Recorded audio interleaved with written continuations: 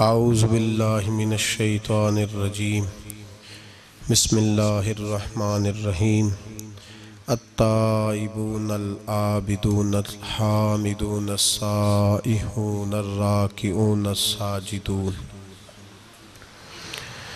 अस्साजिदूनल आमिरून bill मारूफी वन्नहून Anil मुनकरी वल हाफिज़ून लिहुदूदिल्लाह वबश्शिरिल मुमिनीन। सदक़ल्लाहुल अज़ीम व सदक़ रसूलुहुन नबियुल करीम। इन्नल्लाह व मलाइकतहु युसल्लूना अलन नबी या अय्युहल्लज़ीना आमनू सल्लू अलैहि व सल्लिमू तस्लीमा। अल्लाहुम्मा सल्लि अला सय्यिदिना व मौलाना मुहम्मदिन मादनिल जूद वल करम व आलिहि व सहबिहि व बारिक व सल्लिम। हम्दु सलात के बाद अल्लाह के वली औलिया अल्लाह, ये एक पूरा बाब है दीन इस्लाम का। क़यामत तक औलिया अल्लाह उम्मत मुस्लिमा में मौजूद रहेंगे। कोई दौर भी, कोई वक्त भी औलिया के वजूद से खाली नहीं होगा। एक लफ्ज़ बाज़ लोग बोलते हैं जो अच्छा नहीं है, कहते हैं जी इस दौर में कोई नहीं अल्लाह का वली। ये कैसे हो सकता है? ये कैसे मुमकिन है? हमारी पहचानों में कमी है, तवज्जो में कमी है, वरना वलियों का वजूद इस्लाम की सदाकत की दलील है। ये दलील है। नबी पाक सल्लल्लाहु अलैहि वसल्लम का ये मौजज़ा है कि क़यामत तक हुजूर की उम्मत में अल्लाह के वली होते रहेंगे। और पूरा मज़मून है ये कुरान पाक का, अला इन्ना औलिया अल्लाहि ला खौफुन अलैहिम वला हुम यहज़नून। पूरा मज़मून है, या अय्युहल्लज़ीना आमनुत्तकुल्लाह व कूनू मअस-सादिकीन वत्तबी सबील मन अनाबा इलैया। पूरा मज़मून, जगह जगह अल्लाह के वलियों की अलामतें। वत्तबी सबील मन अनाबा इलैया, उसके पीछे चल जो मेरे पीछे चल रहा है। अल्लाह फरमा रहा है जो मेरी तरफ रुजू कर रहा है तो उसके पीछे चल। या अय्युहल्लज़ीना आमनुत्तकुल्लाह, ऐ ईमान वालो अल्लाह से डर जाओ, वकूनु मास-सादिकीन, और सच्चों की संगत इख्तियार करो।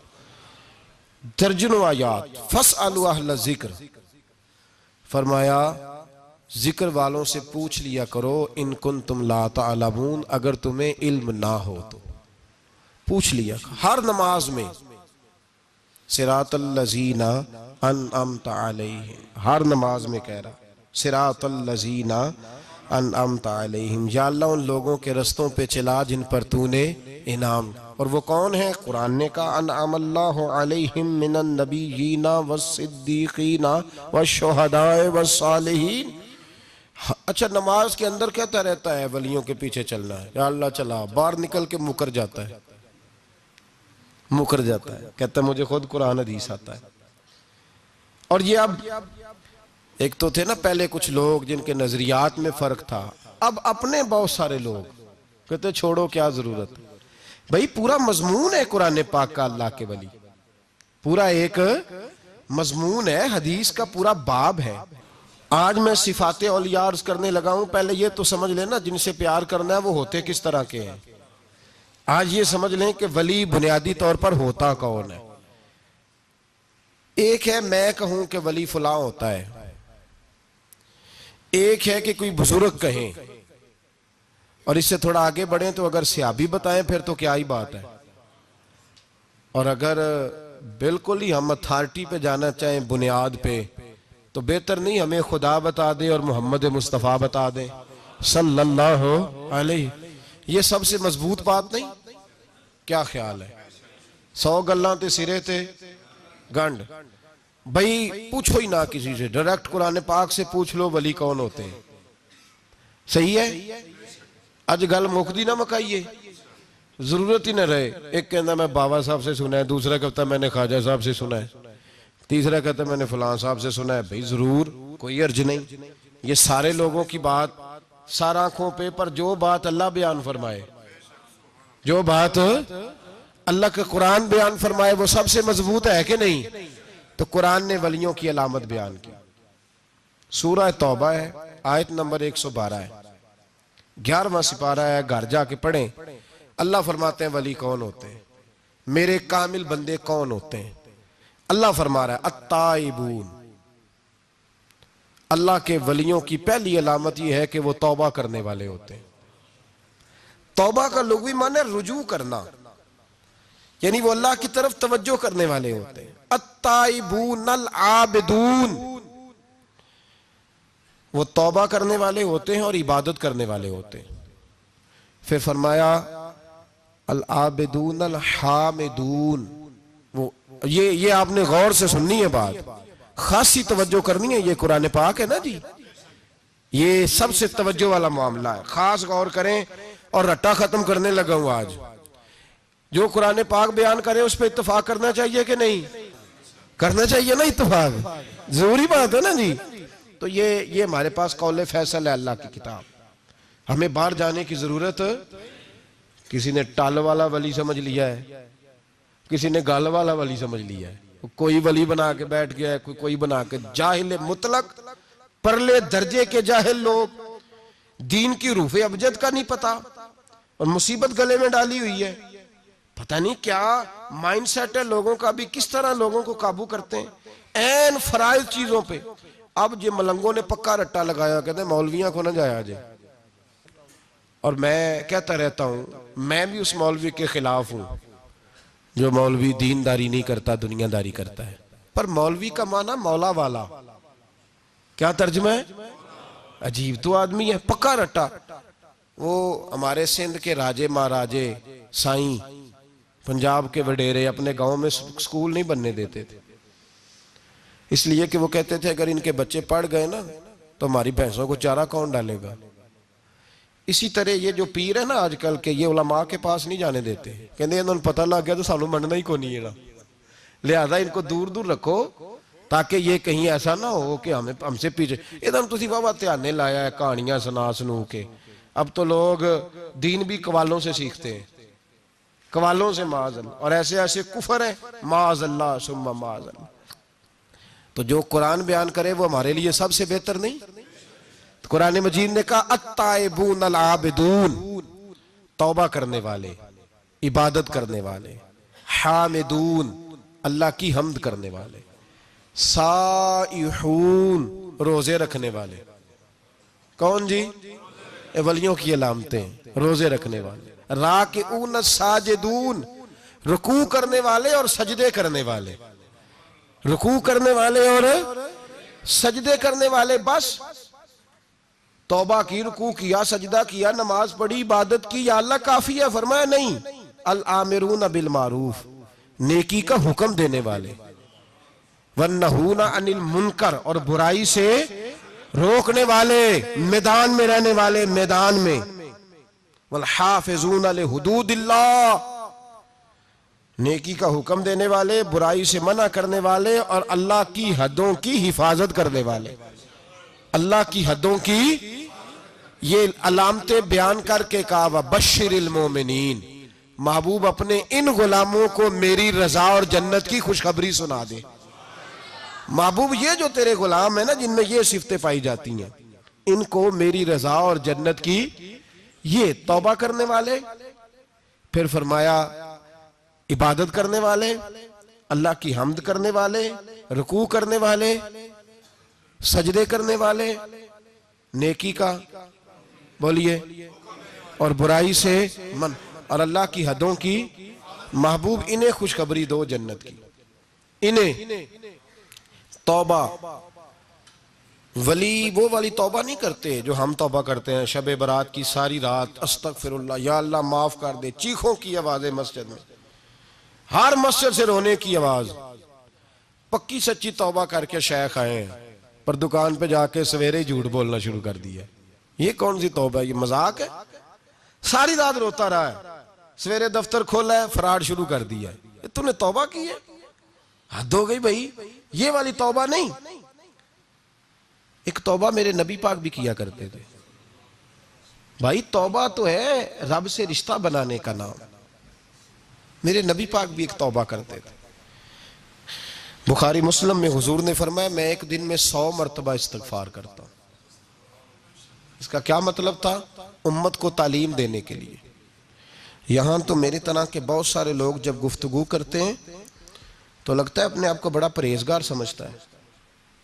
बहुत सारे लोग, कभी किसी को तकलीफ तो नहीं दी, मैंने तो कभी किसी का बुरा नहीं चाहा। जब हम बात कर रहे होते हैं तो सिर्फ हम नेक होते हैं। अल्लाह के बंदों का ये तरीका, उनका ये स्टाइल नहीं, ये तरीका नहीं। हजरत इमाम अहमद बिन हंबल फरमाते, मैं गुलाम खरीदने गया,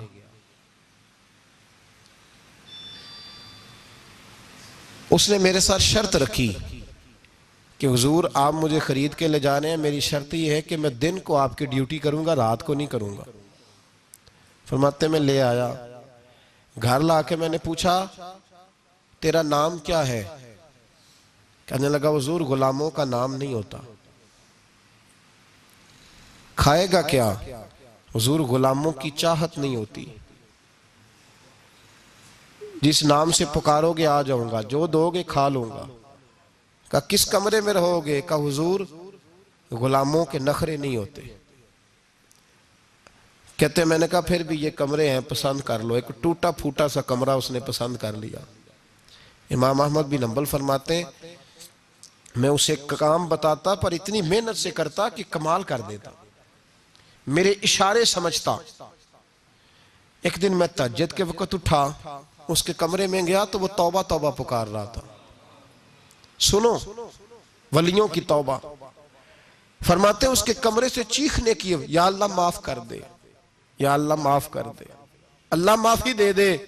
तड़प रहा है, रो रहा है। और इमाम अहमद बिन हंबल फरमाते हाल ये है कि उसके कमरे से लेकर आसमान तक नूर ही नूर फैला हुआ है, नूर ही नूर। और वो रोता है, या अल्लाह माफ कर दे, या अल्लाह माफ कर दे। फरमाते मैं सोचने लगा माफी किस चीज की मांग रहा है। फरमाते वो खुद ही बोला, और माफी देखो भाई, तौबा देखो अल्लाह वालों की। कहने लगा अल्लाह मैं तेरा बंदा हूं, तूने जिंदगी दी, नेमत दी, आंखें दी, कान दिए, सांसें चलाई, बगैर मांगे सारा कुछ दिया। चाहिए तो ये था कि मैं दिन रात तेरी बारगाह में झुका रहता, पर मुझे माफ कर दे। मेरे ऊपर इमाम अहमद बिन हंबल के भी हुकूक है, मेरे मालिक का भी हक है, इसलिए मैं दिन सारा इबादत नहीं कर सकता, बस 5 नमाजें पढ़ सकता हूँ। रात में जागता रहता हूँ तेरे हुजूर। अल्लाह वो जो सारा दिन मैं इबादत नहीं ना कर पाता, मुझे माफ कर दे। खुदाया मेरी गलती माफ कर दे, अल्लाह मुझे बख्श दे। और राती सारी कर कर जारी, नींद अखा थी धोंदे, फजरे ओही गुनाहगार का आवन। सब तो नहीं, या अल्लाह चाहिए था मैं 24 घंटे सजदे करता, बख्श दे, ये मेरी खता माफ कर दे। सावन की काली रातों में जब बूंदाबांदी होती है, वो रातों को उठ उठ रोते, जब खलकत सारी सोती है। और दरवेश कहने लगे रात पवे ते बेदर्दानू नींद प्यारी आवे, दर्द मंदानू याद सजन दी, सुते अमियान जगावे। या अल्लाह माफ कर दे, मैं सारा दिन सजदे नहीं कर पाता, सारा दिन लंबी न माफी दे दे। ये तौबा है अल्लाह वालों की। इमाम अहमद बिन हंबल फरमाते फजर के वक्त वो मेरे साथ मस्जिद गया, मैंने उसका चेहरा देखा, मैं उसको कोने में ले गया। मैंने कहा जा तू अल्लाह की रजा के लिए आजाद है, जा मैं अपने हक माफ करता हूं, मकान तेरे पास रहेगा, खाना तुझे मिलेगा, तू आजाद है।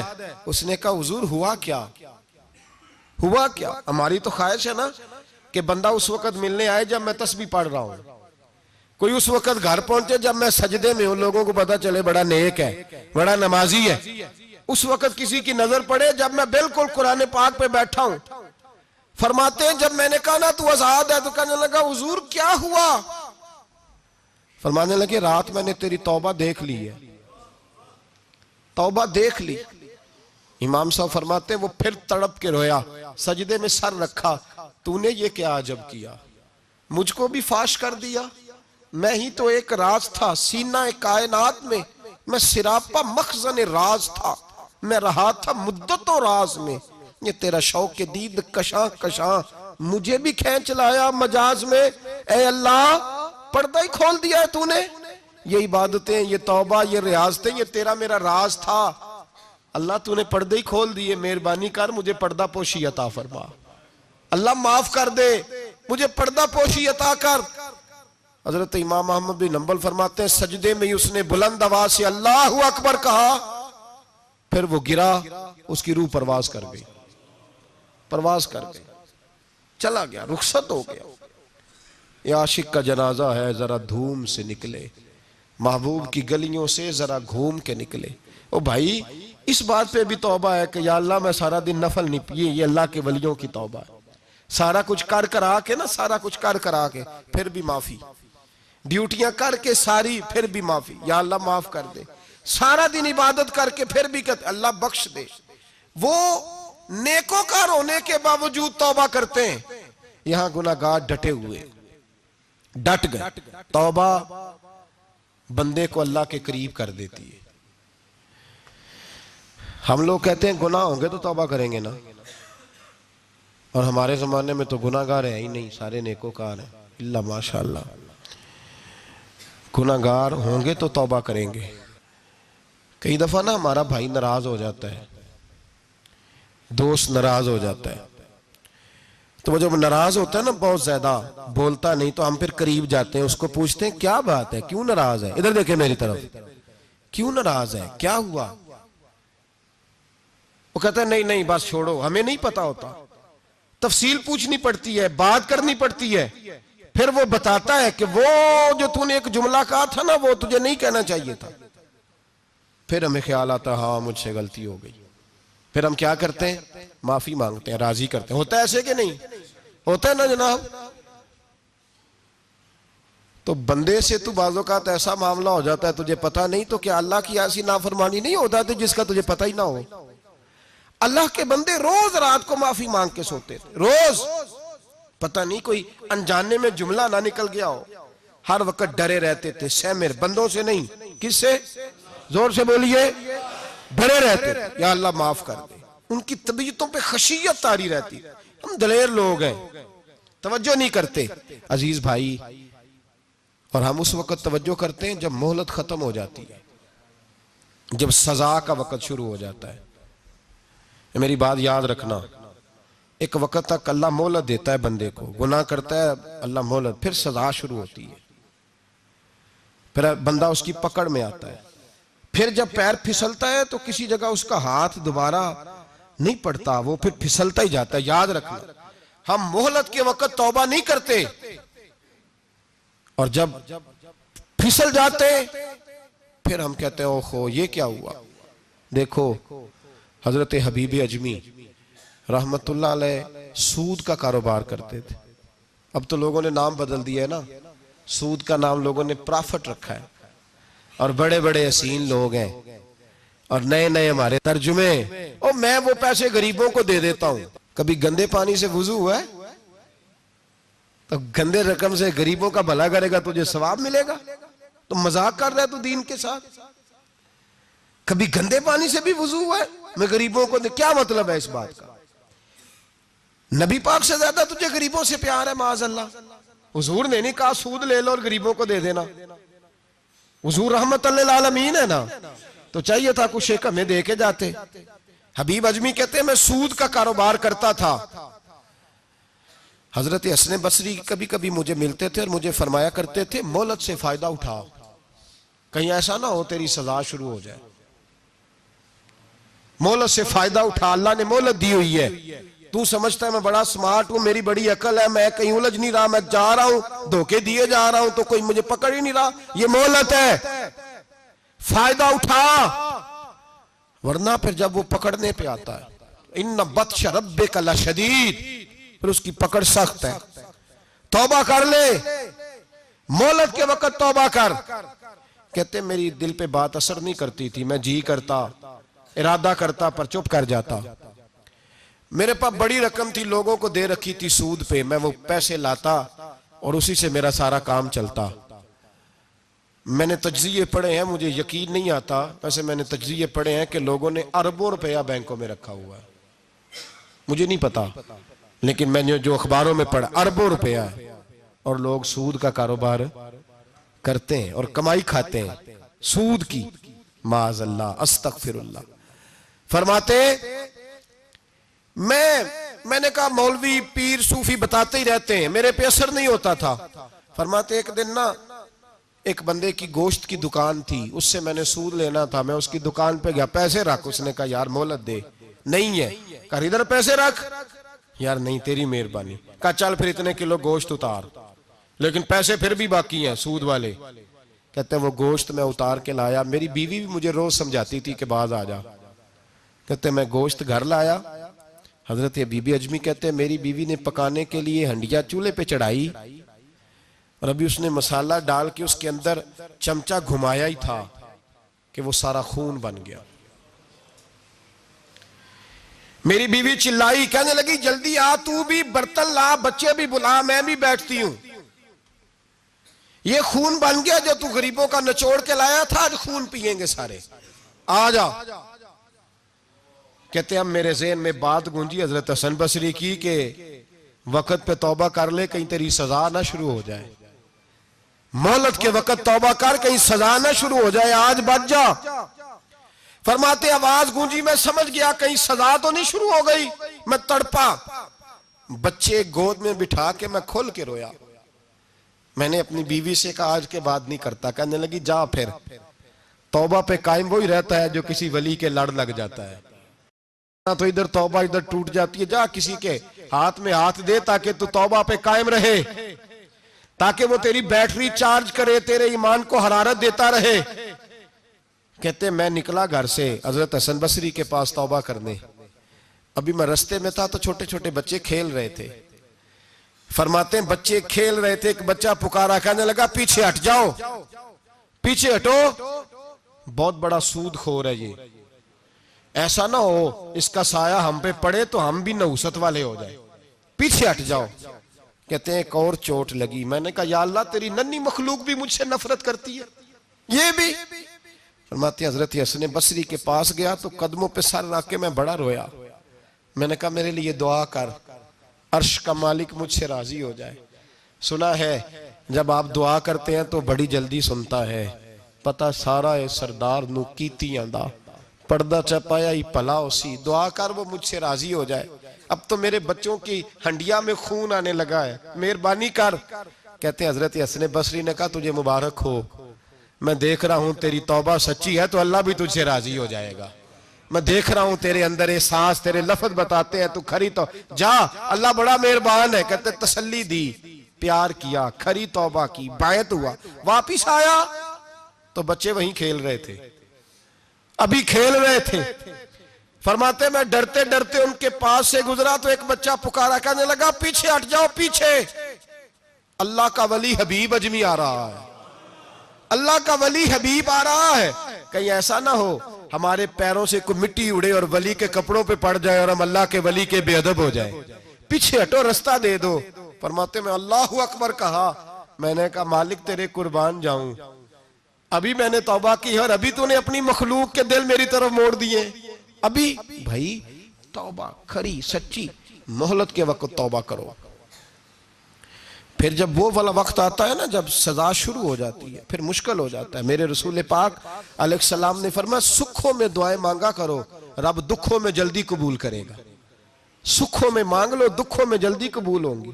तुम सिर्फ दुखों में मांगते हो, फिर हिकमत इलाही के तहत देर होती है। भाई पहली वली की सिफ्त यह है कि वो तौबा करने वाले होते हैं। वली की पहली सिफ्त क्या है? इकबाल ने कहा था, उसने कहा मुरीद सादा तो रो रो के हो गया ताइब, काश इस पीरे मुगा को भी मिल जाती तौबा की तौफीक। उसने कहा अल्लाह करे पीर भी तौबा कर ले, मुरीद तो बड़ा रो गया बेचारा, अल्लाह करे ये भी तौबा करे, ये भी बाज आए। तौबा इंसान को नवाजती है हर वक्त, हर जुमले से, हर बात से। और ऐसी गलतियां जिनका हमें पता है उनसे तो करनी है, जिनका नहीं भी पता उनसे भी। अब क्या करें? अत्ताइबून अल आबिदून, अब अल्लाह की इबादत करें। वलियों की दूसरी सिफ्त क्या है? वो अल्लाह की। हमारे जमाने में नफलों का रिवाज ही खत्म हो गया है। असर की पहली चार सुनते हैं, इशा की कितने फीसद लोग पढ़ते हैं? हमारे बुजुर्गों का तरीका था, घरों में हुजरे मखसूस होते थे। नबी पाक सल्लल्लाहु अलैहि वसल्लम ने फरमाया घर को कब्रिस्तान ना बनाओ, कुछ नवाफल घरों में भी पढ़ा करो। वो अजानों से पहले वुजू करके बैठे होते थे, मुसल्ले आबाद होते थे, और बहुत सारे बुजुर्गों की कब्रें उस जगह पे बनी जहां वो इबादत करते थे। नफलों से दूर है हम, नफलों से। नफल से क्या मिलता है? नफल पढ़ने से रब रहमान मिलता है, अल्लाह मिलता है नफल पढ़ने वाले को। बुखारी मुस्लिम में मौजूद है मेरे नबी पाक सल्लल्लाहु। लेकिन शर्त यह है कि नफल अल्लाह की रिजा के लिए पढ़े। वो सारी दुनिया को सवेरे बताए ना कि जो मैं सवेरे 3 बजे उठिया ना, उदो मैं वेख्या थे कुत्ते भौंक रहे सन। ये तूने खबर दी है कि मैं सुबह 3 बजे ना। ये किसके साथ राज है? बोलिए। बड़ी जबरदस्ती बात बंदे बद के बंदा ढूंढ रहे होते हैं, कोई बंदा मिले तो उसे बताए। आज जी मैं सवेरे सवेरे उठिया, सवेरे सवेरे थे एक मुंडा टेलीफोन ते लगा सी। मैं कहा तुसी नफल पढ़न उठे सो के मुंडा वेखन उठे सो? तो जेड़े काम उठे सो करो, उन्होंने लगा रहन दो, अपना काम करें। वो असल मसला पता क्या होता है कि वो गुबार चढ़ा हुआ है तबीयत में कि किसी तरीके मैं बता दूं कि मैं सवेरे 3 बजे, तो इसका नुकसान पता क्या होता है? इसमें शराकतदारी हो गई, और अल्लाह को शराकतदारी पसंद ना। तू अपने रब के साथ राज न्याज का, वो इबादत का सवाब बढ़ जाए।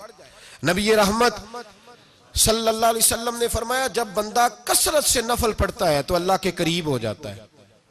कितना करीब होता है कि अल्लाह फरमाता है मैं उसके हाथ बन जाता हूं, फिर मैं उसके पैर बन जाता हूं, फिर मैं उसकी आंखें बन जाता हूं, फिर मैं उसके कान बन जाता हूं, फिर उस शख्स का वजूद बन जाता हूं। क्या मतलब? ये बुखारी मुस्लिम है। आंखें बंदे की होती है, ताकत अल्लाह की होती है। हाथ बंदे के होते हैं, ताकत अल्लाह की होती है। पैर बंदे के होते हैं, ताकत अल्लाह की। तो फिर अगर कोई वली दूर से सुन ले तो ताकत किसने दी है? तो अगर कोई वली दूर से देख ले तो ताकत किसने दी है? अल्लाह ने। अगर कोई वली हाथ बढ़ा के किसी की परेशानी दूर कर दे तो ताकत किसने दी? ये पीछे ताकत किसकी है? अल्लाह की। तो ये बुखारी मुस्लिम है। अल्लाह की इबादत करें, इबादत से बरकत आती है। हजरत अबू इदरीस खौलानी रहमतुल्लाह अलैह हजरत माज बिन जबल के शागिर्द थे, ताबी थे, ताबी बुजुर्ग थे। फरमाते हैं कि मैं जब से हजरत माज बिन जबल की सोबत में बैठा ना तो बुरे कारोबारों से मेरी तबीयत तो चाट हो गई। कई कारोबार में देखता तो झूठ बोलना पड़ता, उसमें बड़ा कुछ करना पड़ता, तो मुझे डर आता। आप फरमाते मैंने ना बड़ी कोशिश की पर मेरी मर्जी का काम मुझे, सूफी काहिल नहीं होते, सुस्त नहीं होते, झूठ नहीं बोलते। फरमाते मेरे अंदर ताकत थी कि मैं हलाल कमा के बच्चों को खिलाऊं, पर मेरी मर्जी का काम नहीं मिलता था, हद हो गई। और जब इंसान नेकी की तरफ आता है तो कुछ न कुछ आजमाइशें जरूर आती हैं, ये पक्की बात है, पक्की बात। जब वो गलत मलत कर रहा होता है तो उसको लगता है सारा कुछ सही है, जब सीधा होता है तो बहुत सारी परेशानियां भी जरूर आती हैं। ये मिजाज है दीन का।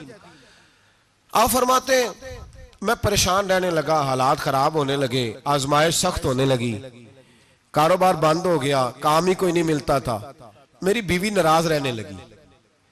हल्का हल्का तो उसने मुझे कहना शुरू किया, फिर जलाल में आ गई, और एक दिन मुझे कहने लगी अगर आज नाना कुछ लेके आए तो बच्चे लेके मेके चली जाऊंगी।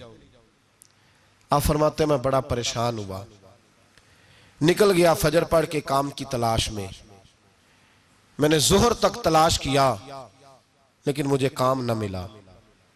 आप फरमाते नहर फुरात के किनारे तपती हुई रेत पे मैं बैठा था तो मेरे दिल में ख्याल आया बंदों की मजदूरी नहीं मिलती तो आज अल्लाह की ना कर ले, आज अल्लाह की मजदूरी ना करे।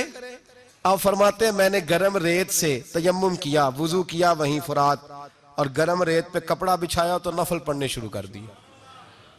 जोर से असर तक नफल पढ़े, जोर से। चले मैं एक दुआ करता हूं, आप आमीन कहना।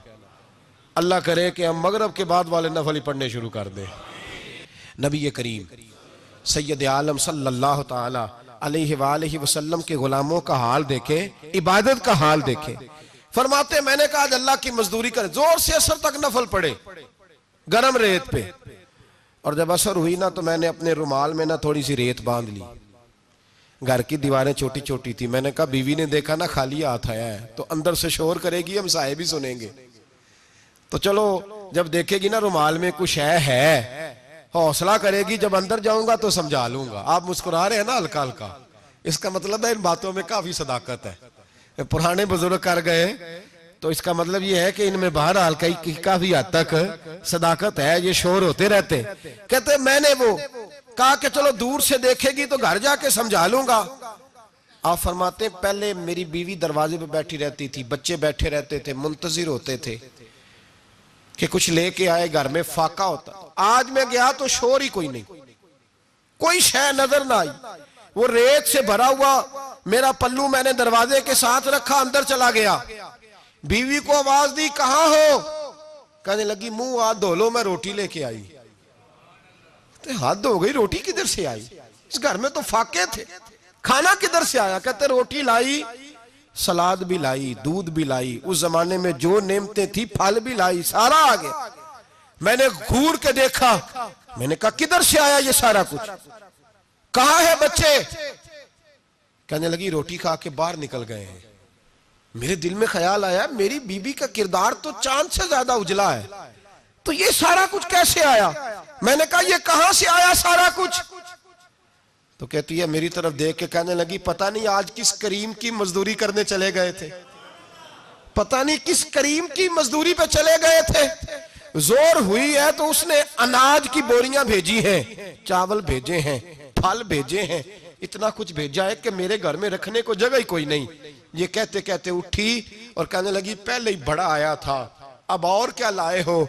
आप फरमाते मैं सख्ते में था, उसने जाके मेरा रुमाल जो खोला, मैं रेत लाया था, रब करीम ने हीरे बना दिए, वो हीरे बन गए। आप फरमाते कहने लगी किस करीम की मजदूरी पे गए थे? फरमाते मैं उठा और कच्ची जमीन पे सर सजदे में रखा। मैंने कहा मालिक मैं सारी जिंदगी दुनिया राजी करता रहा, लोगों के दरवाजों पे खड़ा रहा, ताल्लुकात बनाकर थोड़ी सी रोजी के लिए जद्दोजहद करता रहा, धुतकारा गया, सताया गया। मौला मैं तो तेरे दरवाजे पे आज आया हूं, पूरी दिहाड़ी भी नहीं लगाई, जो सियासत ड्यूटी की है, अल्लाह तेरी थोड़ी मजदूरी का इतना अजर मिलता है, खुदाया तो इतना नवाजता है। फरमाया अल्लाह मैं मेहनत भी करूंगा, काम भी करूंगा, लेकिन दुनिया की मजदूरी थोड़ी करूंगा, मालिक तेरी इबादत ज्यादा करूंगा। भाई याद रखो हम सारी जिंदगी लोग कब्रों में चले गए, मस्जिद नहीं आए, कब्रों में अलहाकुमुत तकासुर हत्ता ज़ुरतुमुल मकाबिर, कब्र में जाने का टाइम आया, लोगों की नमाजें पढ़ दी गई पर लोगों ने नमाजें शुरू नहीं की, नमाजें पढ़ दी गई। कहीं ले जाओ, शादी का मौका है तो वो कराची जाने को तैयार है, लेकिन चंद फरलांग पे मस्जिद है, मस्जिद जाने को तैयार है। अल्लाह के वली की अलामत है, वो इबादत गुजार होता है। और जो ना नमाज पढ़े ना नमाज पढ़ाए वो जिंदीक तो हो सकता है, पीर हो सकता, मैं जिम्मेदारी से कह रहा हूं, जिंदीक तो हो सकता है पर पीर हो सकता बिल्कुल बेदीन है, बल्कि बददीन है, पीर हो सकता। इसलिए कि अल्लाह के वली की अलामत यह है कि उसके चेहरे पर इबादत की रोशनी होती है, तकवे का हुस्न होता है, तकवे का, परहेजगारी का नूर होता है। अल्लाह के बंदे तौबा करने वाले, इबादत करने वाले, रोजे रखने वाले, रुकू करने वाले, सुजूद करने वाले, ये उनका जाती फेल है। और यहां वो बस नहीं करते, अल आमिरून बिल मारूफ, अब नेकी का हुक्म देंगे, वन्नहूना अनिल मुनकर, और बुराई से। जी पीर तो किसी तहरीक में निकलते ही नहीं, बड़े बड़े गद्दियों के पीर जो है ना, बड़े बड़े, कभी आपने देखे किसी जुलूस में आते हुए? जी चले कुछ दरवेश ऐसे हैं जो अपनी तबीयत के तकाजे के मुताबिक नहीं आते, लेकिन वो उम्मत की मजलूमियत से बेखबर नहीं होते। वो एक अलहदा बात है कि वो इबादत गुजार है, वो वैसे ही नहीं निकलते, वो चले एक, लेकिन वो मुरीद अगर बुलाए तगड़ा तो पिशावर भी चले जाए जी, लंदन का भी दौरा कर रहे हैं, अमेरिका भी हुआ है। सुने भाई सुने, ये कुरान मजीद, ये सिफतें कौन बयान कर रहा है वलियों की? कौन बयान कर रहा है? तो किसी मलंग की माननी है कि अल्लाह की माननी है? तो अल्लाह कह रहा है कि वली की सिफत ये है, वो नेकी का हुक्म देता है और बुराई से। पीर साहब अमेरिका चले जाते हैं, लंदन यूरोप चले जाते हैं, लेकिन किसी तहरीक में नहीं, किसी में नहीं। नमूसे रिसालत की बात आई, पीर सोए रहे। कौन थे सड़कों पे? पीर थे कि मौलवी थे के नाथ खां थे, कवाल थे जिनको सरमाया खा गए जो सारा हमारा, ये लोग थे। तहरीक खत्म नबूवत में डंडे किसने खाए? उलमा ने। गाजी मुमताज हुसैन कादरी की तहरीक चली तो सड़कों पे कौन निकला? तहरीके खत्म नबुव्वत हुई। बताओ ना किसी पीर का बयान दिखाओ मुझे जिसने कहा हो। थक गए गले। हमारी रिकॉर्डिंगें ला ला के लोग हमें सुनाते हैं, कहते हैं जनाब आपकी सख्त तकरीरें नोट हो रही हैं और सोशल मीडिया पे दूर दूर जा रही हैं, थोड़ी एहतियात करें। वो मैंने कहा यार किस तरह एहतियात करें, कैसे एहतियात करें? जिस कुत्ते को उसका मालिक 4 रोटियां डालता है वो सारी रात आवाजें दे दे के गुजार देता है कि मैं किसी को अंदर नहीं आने दूंगा। हमने तो सारी जिंदगी रसूलुल्लाह का खाया है। तो तेरे कहने पर ख्याल करें, तेरे कहने पर यह कैसे हो सकता है? कुत्ता नहीं कर रहा नमक हरामी और तू हमें मशवरा दे रहा है। जिन्ना तना विच इश्क न रचिया कुत्ते होना थी चंगे, और मालक देकर राखी कर दे साबर भूखे नंगे। हमसे कोई आदमी नरमी की उम्मीद ना रखे।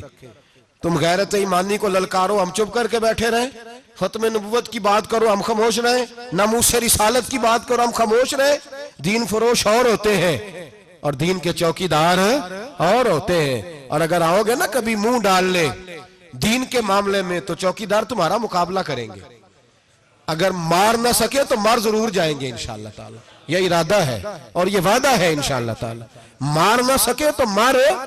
हाँ ये याद रखो, कोई आदमी हमसे कमजोरी की उम्मीद ना करे। जिसे जिंदगी हो प्यारी वो यहीं से लौट जाए।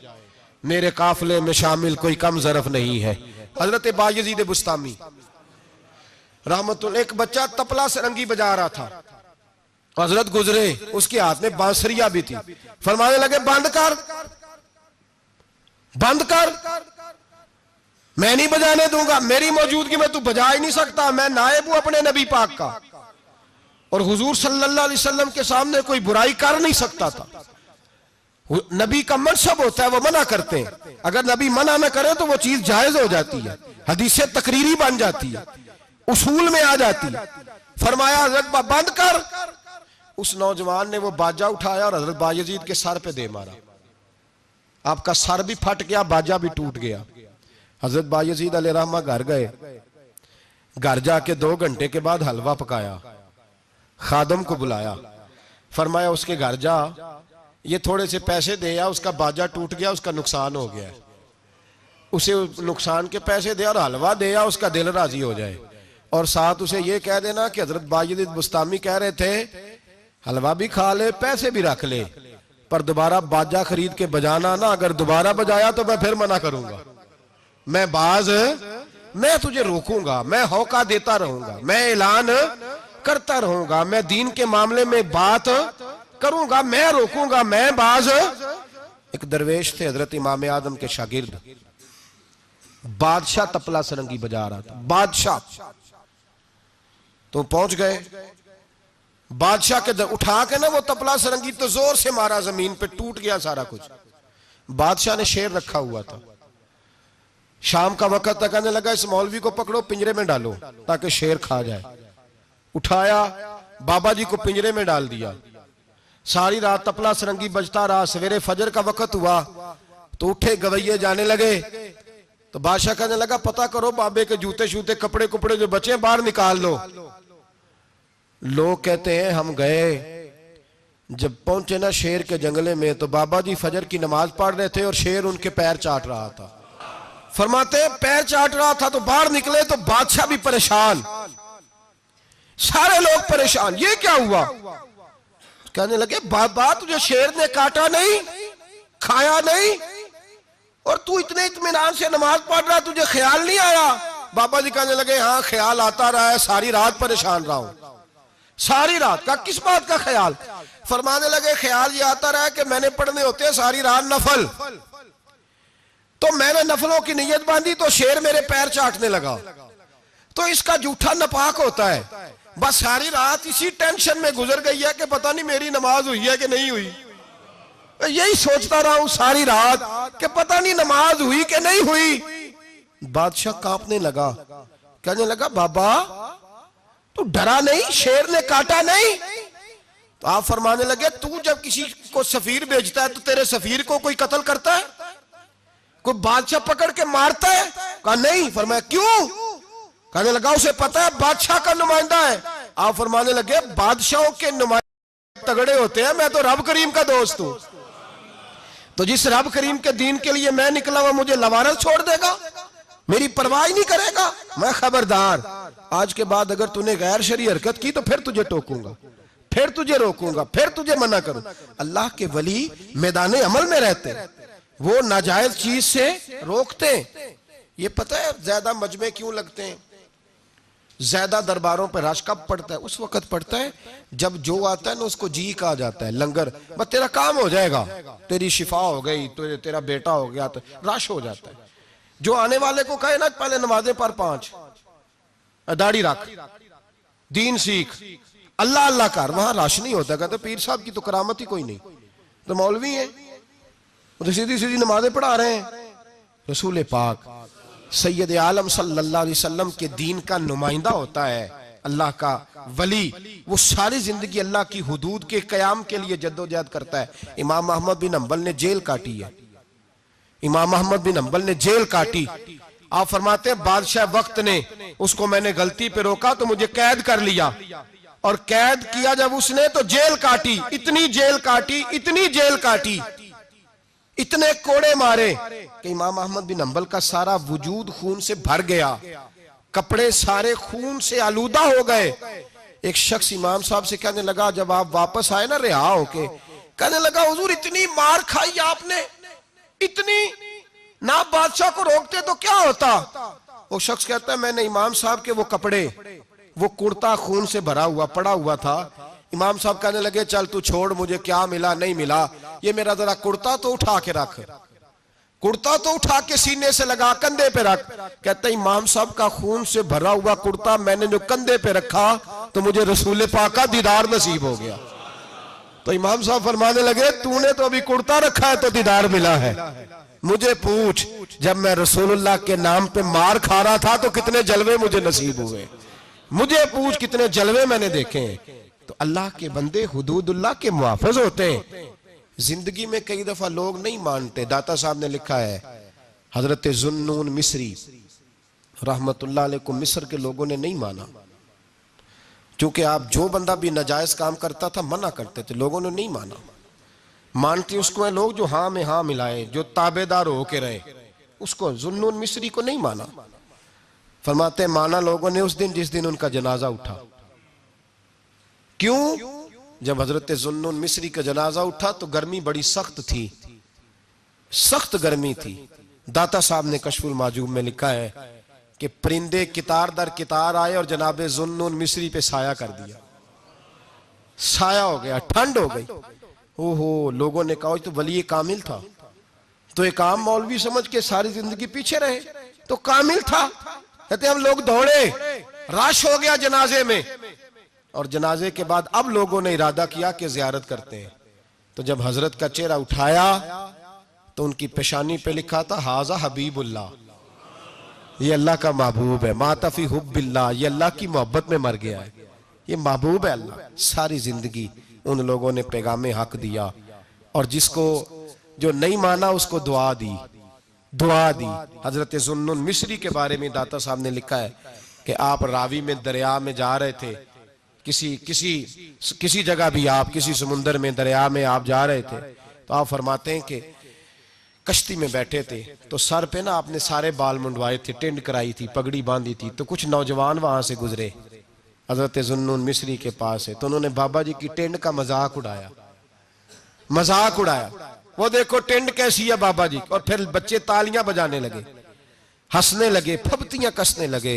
अल्लाह अकबर, बड़ा मजा आता है दीन के लिए ताना सुनने में, लुत्फ आता है, ठंड ठंड पड़ जाती है इंसान।